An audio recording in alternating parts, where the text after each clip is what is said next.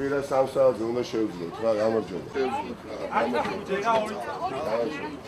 ვიცით რომ უშაოთ, მაგრამ ყვირა სამსაათზე ძალიან ბევრი უნდა შევძლოთ და ვიცით, ძალიან ბევრი. ოჯახის წევრები, მეგობრები, ყველანი და ძალიან ბევრი უნდა ვიყოთ. ის ხმას მოხსებს კარგი ადამიანი. არჩევნები ამ ქვეყანაში უნდა დაითვალოს ხალხმა. სამსაათზე ყვირა ძალიან ბევრი. ჩვენ დიგრები გავიკეთოთ და ჩვენ მეგობრებს ახლოვებს და უცხო გამოვიდეთ. ხალხს გაუშვეს. ბოლომდე იქნება, აი ბოლომდე იქნება ბრძოლა. ყვირა სამსაათზე უნდა მოვახერხოთ. აუცილებლად მოვა. ქვეყანაში არჩევნები ჩატარდეს და თქვენ თუ მერე გადაწყვეტ ვიცებ იმას, თუ გადაწყვეტ სხვა პარტიას, ანუ არჩევანი შესაძლებლობა მიეცეს ხალხს. უნდა მოვახერხოთ და ძალიან თოთ სამსაათი. დიდი მადლობა ხარდაჭერისთვის, დიდი მადლობა თანადგომისთვის და ერთობა გვაქვს ეხა სახეზე რა. და რა იარაღებით ირბინონ იმაში საარჩევნო უბნებთან რა. დიდი მადლობა. გელოდებით რა უნდა მოვინდობოთ, ოთხი გამარჯობა როგორ ახლა. სამსაათზე მესმის რომ მუშაობთ, მაგრამ რაღაცნაირად რა. შეხვედრა უსწავლეს გამოვიდა. მაინც მოვიგეთ გდანი. თორემ ერთობა იყო უნიკალური. ახლა ძროა ხალხი ვიქნებით უსწავლეს გამოვიდა სამსაათზე. ძალიან დიდი მადლობა რა. როგორც არასოდეს არის უნიკალური ერთობა და რატომ შედგა ეს უნიკალური ერთობა? იმიტომ რომ ქვეყანაში არჩევნები არ ჩატარებულა ხალხო. აი აქ დანში ხა ვიმყოფებით, სადაც მოუწოდებთ ყველას რომ მოვიდეს კვირას სამსაათზე და არის განწყობა იმაზე უკეთესი ვიდრე გონია ვინმეს. და რატოა ეს განწყობა?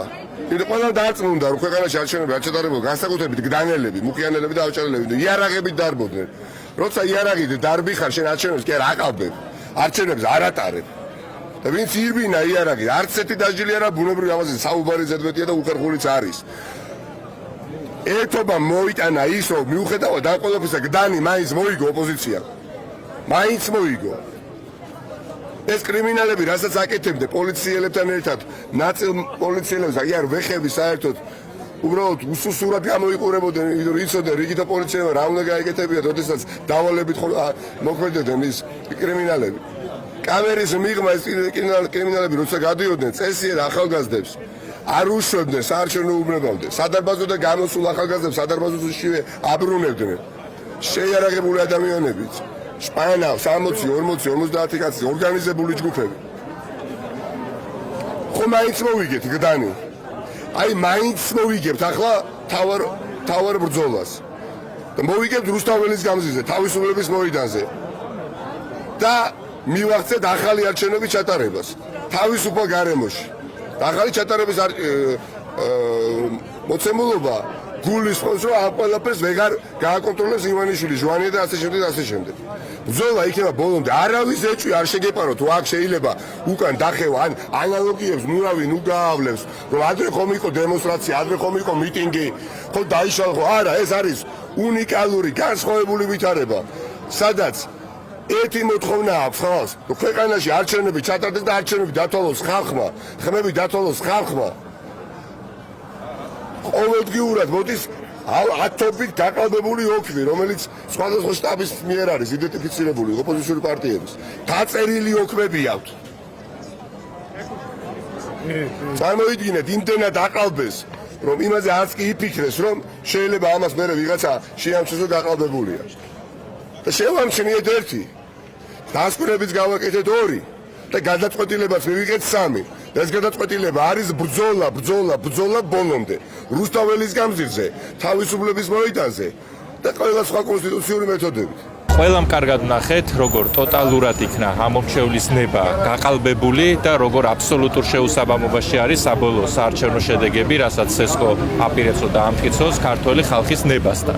ამ ტიპის არჩევნების შედეგების შეგვება ჩვენ არ ვაპირებთ, ვითხოვთ რა თქმა უნდა რიგარეში არჩევნებს, ახალ საარჩევნო ადმინისტრაციას, იმიტომ რომ მოქმედმა ჩაიდინა კონკრეტული სისხლის სამართლის დანაშაული კრიმინალი და ამით საგამოძიებო ორგანოები უნდა დაკავდნენ და ამ ყველაფრისთვის კვირას 8 ნოემბერს 3 საათზე 2 საათიდან უფრო შევიკრიბებით. დაინიშნოს ხელახალი არჩევნები, უნდა შეიცვალოს ადმინისტრაცია და უნდა ჩატარდეს ნორმალური არჩევნები. არჩევნების გარეშე ჩვენ არა ვართ თანამედროვე საზოგადოება და ამას ჩვენ ვიმსახურებთ და ამას ჩვენ მივახცევთ. ამ მსვლელობის მიზანი არის, რომ ჩვენს მოსახლეობას კიდევ ერთხელ მოუწოდოთ, რომ დავდგეთ ერთად იმ უპრეცედენტო და ტოტალური გაყალბების წინააღმდეგ, რომელიც 31 ოქტომბერს ვიხილეთ. ჩვენ ზეპირად ავსაუბრობთ, ვაჩვენებთ ხალხს, როგორ გადაახია საკუთარი არჩევანი თავზე. ირაკლი კობახიძის ხელით ბიზინა ივანიშვილმა მოპარეს არჩევნები ნიკამელიას, ისე როგორც მოპარეს მთელ საქართველოს. კვირას ვიქნებით ძალიან ბევრი და ჩვენ დავიბრუნებთ ჩვენს არჩევნებს. აბსოლუტურად ყველა პარტია, ისეთი პარტიებიც კი, რომლებიც ლეიბორისტულ პარტიის ოფისში არ მოდიოდნენ, ის პარტიებიც კი შემოერთდნენ. ანუ ყველამ გარდა ქართული ოცნებისა მოვაწერეთ ხელი და ყველა ამბობს, რომ ეს არის არჩევნები, რომ ეს იყო სპეცოპერაცია და უნდა დაინიშნოს ახალი არჩევნები და უნდა ჩატარდეს ნორმალურ პირობებში, ისე როგორც ტარდება დემოკრატიულ ქვეყნებში.